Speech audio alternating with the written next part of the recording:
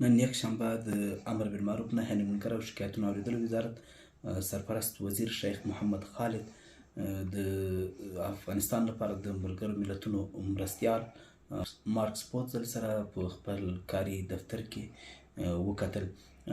مارک سپوتزل لومړی د ملاقات د وخت ورکولو مننه وکړه او بیا یې زیاته کړه چې مؤسساتو کې د ښځینه او د کار زمینه که برابره شي ترڅو وکولی شو د هغو افغان وګړو ژوند وژغورل شي چې له خطر سره مخ دي او اوسنی وضعیت د مرستندویه ټولنو لپاره د اندېښنې وړ دی. شیخ محمد خالد یې په ځواب کې وویل چې د هر چا فرهنګ او کلتور باید په نظر کې ونیول شي. تیر نظام که څه هم د درستې نړۍ له لوري په رسمیت پیژندل شوی خو نه ملت ته نه دغه هیواد ته او نه هم نور نړۍ ته ژمن پاتې شو.